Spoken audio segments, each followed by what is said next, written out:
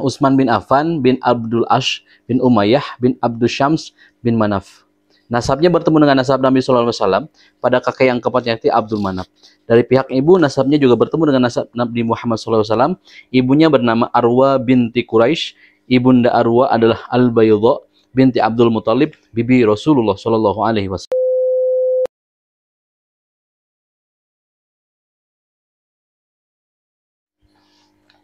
Assalamualaikum warahmatullahi wabarakatuh. Alhamdulillahirrabbilalamin. Wassalatu wassalamu ala rasulillahi ajma'in. Amma ba'du. Pertama marilah kita panjatkan puji syukur kita kehadirat Allah Subhanahu wa taala, yang mana alhamdulillah masih bisa menyelesaikan beberapa aktivitas.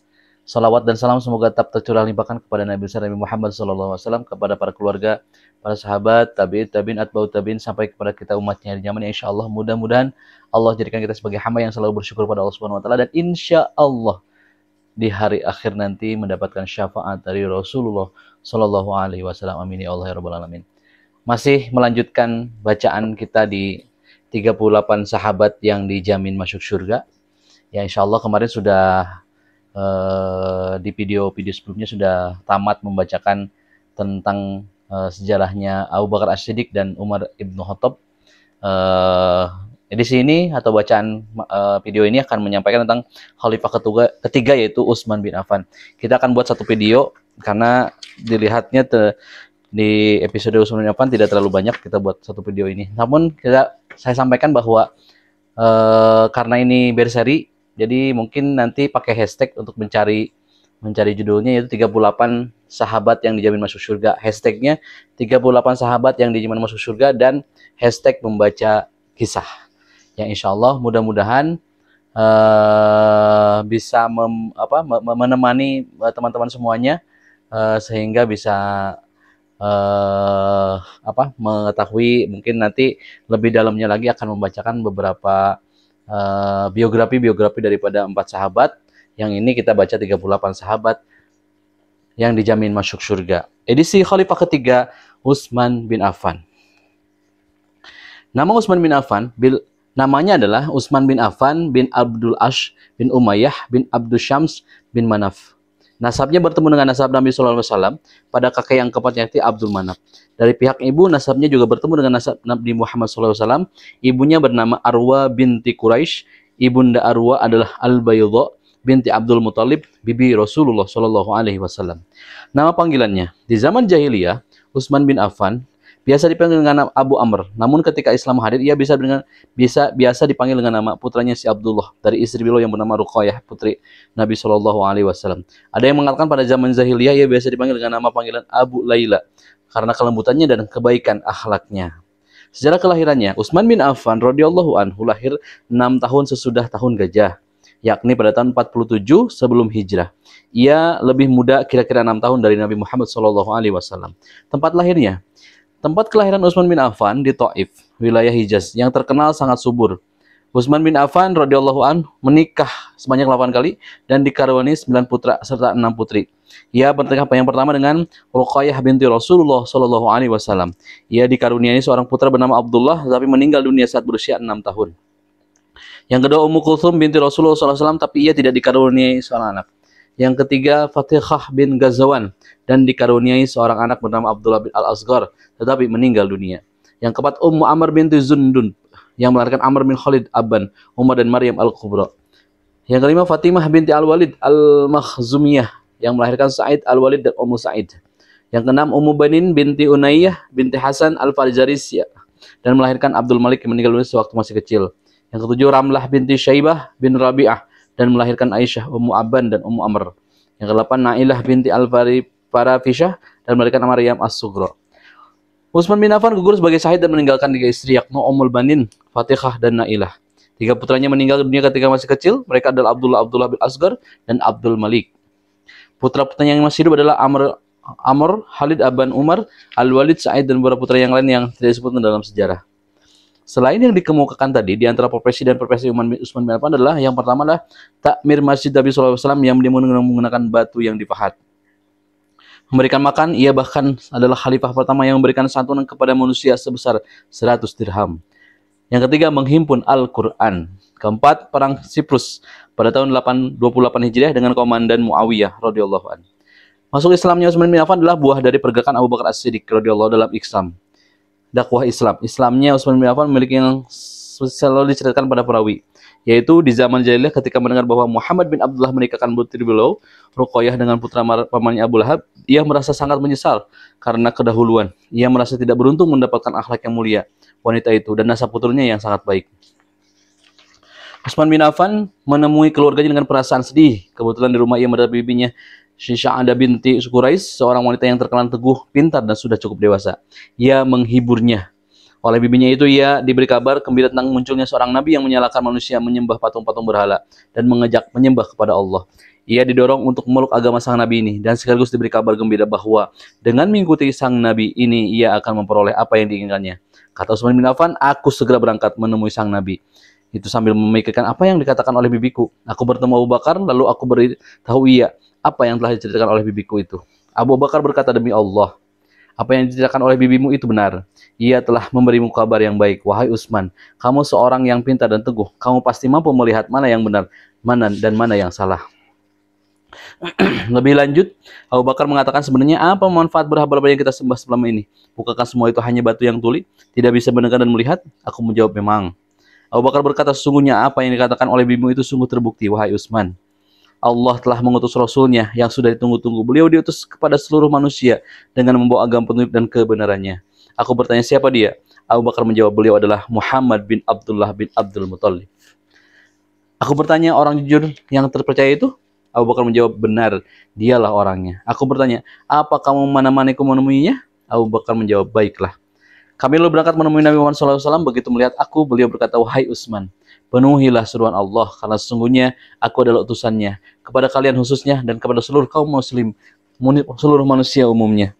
Demi Allah, begitu melihatnya dan mendengar ucapannya, aku merasa senang dan mempercayai risalahnya. Kemudian aku bersaksi bahwa tidak ada ilah selain Allah dan bahwa Muhammad adalah hamba sekaligus utusan daripada Allah Subhanahu wa taala. Setelah masuk Islam, Utsman bin Affan mendengar kalau Utbah bin Abu Lahab menceritakan Ruqayyah putri Nabi sallallahu alaihi wasallam karena dengki, iri, benci serta dendam kepada Rasulullah sallallahu alaihi wasallam dan sahabat-sahabatnya. Begitu mendengar berita Ruqayyah dicerai ini, hati Utsman bin Affan terasa melayang karena gembira. Dia pun segera melamarnya kepada Rasulullah sallallahu alaihi wasallam. Rasulullah menikahkan putri dengan Utsman bin Affan. Lalu Ummul Mukminin Khadijah bint Khuwailid yang mengantarkan Ruqayyah menemui Utsman bin Affan suaminya. Utsman bin Affan adalah salah satu seorang suku Quraisy yang terkenal memiliki wajah sangat tampan. Ketampanannya disejarahkan dengan Kusamah. Dan ketika Ruqayyah diboyong untuk dipertemukan dengan Utsman bin Affan sebagai pasangan pengantin baru, orang-orang yang sama mengatakan pasangan suami istri paling elok yang pernah dilihat oleh siapapun adalah Ruqayyah dan suaminya Utsman bin Affan. Utsman bin Affan kemudian masuk Islam, walaupun orang yang sangat baik ini mendapatkan berbagai perlakuan tidak menyenangkan dari orang-orang Quraisy. Paman Utsman bernama Al-Hakam marah besar mendengar ada seorang pemuda dari Banu Abdus Syams yang masuk Islam meninggalkan agama kaum Quraisy. Ia berusaha menghalang-halangi Utsman, salah seorang pemuka kafir Quraisy ini, dan para pengikutnya menentangnya. Bahkan mereka tidak segan-segan mengangkat dan menunggu Utsman dengan tali. Ia mendamprat Utsman, apakah kamu benci agama nenek moyangmu dan masuk agama baru itu? Demi Allah, aku tidak akan membiarkanmu sebelum kamu meninggalkan agamamu yang baru itu. Utsman menjawab, demi Allah, aku tidak akan meninggalkan agamaku untuk selamanya. Aku juga tidak akan berpisah dengan nabiku selama aku hidup. Akibatnya, Al-Hakam pamannya terus-menerus menerornya. Tetapi Utsman semakin kuat memegang agama serta akidahnya. Karena putus asa ini, ia lalu dibiarkan dan dilepaskan oleh pamannya. Utsman mendapatkan banyak cobaan yang berat sehingga ia harus lari membawa agamanya, menghindari berbagai fitnah. Ia adalah orang pertama yang berhijrah kepada Allah berikut keluarganya. Setelah Nabi Lut alaihissalam, ia adalah orang pertama yang berhijrah bersama istrinya ke Habasyah. Setelah pulang ke tanah suci Mekah, ia dan istrinya berhijrah lagi ke Madinah Al-Munawwarah. Utsman bin Affan mengikuti semua peperangan Islam. Ia tidak pernah absen dari satu peperangan pun selain peperangan Badar karena sibuk menunggu istri Ruqayyah radhiyallahu anha yang sedang sakit keras. Pulang dari perang Badar, Rasulullah SAW mendapati putrinya Ruqayyah telah menghadap kepada Tuhannya. Beliau sangat sedih atas kematian putrinya ini. Karena merasa iba kepada Utsman, beliau kemudian menikahkannya dengan putri yang bernama Ummu Kulthum, sehingga beliau diberi gelar Zu Nurain. Dengan demikian, Utsman bin Affan adalah orang pertama yang menikahi dua putri Nabi. Utsman juga mendapatkan bagian harta ghanimah dari perang Badar bersama para pasukan lain yang ikut berperang. Utsman bin Affan radhiyallahu anhu terus bersemangat dan berkhidmat kepada Islam dan rela mengorbankan harta serta nyawa.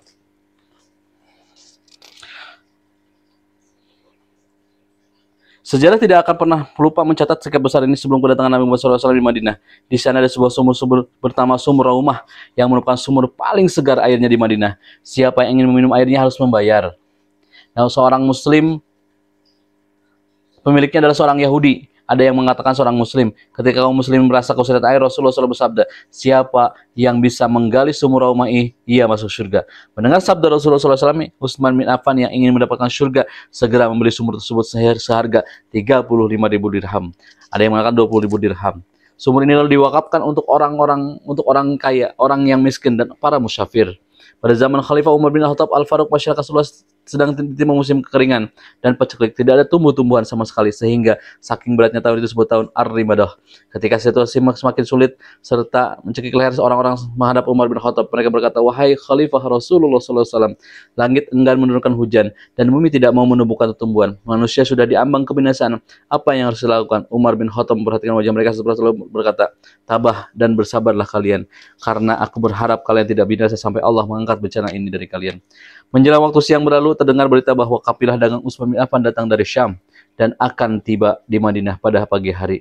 Begitu selesai sholat subuh, orang-orang berbondong-bondong menyambut kedatangan kafilah dagang Utsman yang tiba serombongan demi serombongan. Para pedagang ikut menjemputnya. Jumlahnya ada 1.000 unta yang mengangkut gandum, minyak dan anggur. Unta-unta itu menderum tepat di tempat depan pintu Utsman bin Affan radhiyallahu anhu. Tampak dua orang pemuda menurunkan muatan-muatannya. Beberapa orang pedagang masuk menemui Utsman. Mereka berkata, jualah kepada kami barang-barang yang diantar kepada kamu itu, wahai Abu Amr. Utsman menjawab, boleh, tetapi berapa kalian akan memberi keuntungan? Mereka menjawab, kami akan memberimu 2 kali lipat. Utsman berkata, ada yang bersedia memberiku keuntungan lebih dari itu? Mereka pun bersedia menambahinya. Utsman berkata, ada yang bersedia memberiku keuntungan lebih dari itu? Mereka bersedia menambahnya.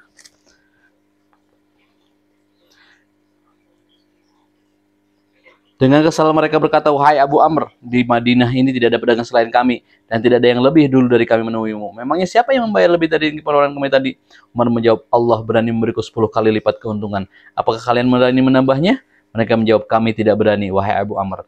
Utsman berkata, aku bersaksi kepada Allah Ta'ala bahwa semua yang diangkut oleh kafilah ini aku sedekahkan buat kaum muslimin yang fakir. Aku tidak menginginkan dari mereka barang 1 dirham atau 1 dinar pun. Aku hanya mengharap balasan kepada Allah dari Allah Subhanahu wa Ta'ala. Perilaku zuhud Utsman bin Affan.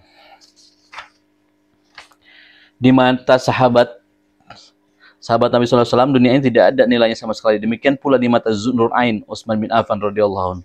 Kendati pun sebagai orang kaya yang memiliki harta melimpah, Utsman bin Affan lebih mengutamakan akhirat daripada dunia. Bersumber dari Al-Hasan Al-Basri, ketika ditanya tentang orang-orang yang rajin ke masjid, ia menjawab, aku melihat Utsman bin Affan radhiyallahu anhu rajin ke masjid, dan pada saat itu ia adalah seorang khalifah.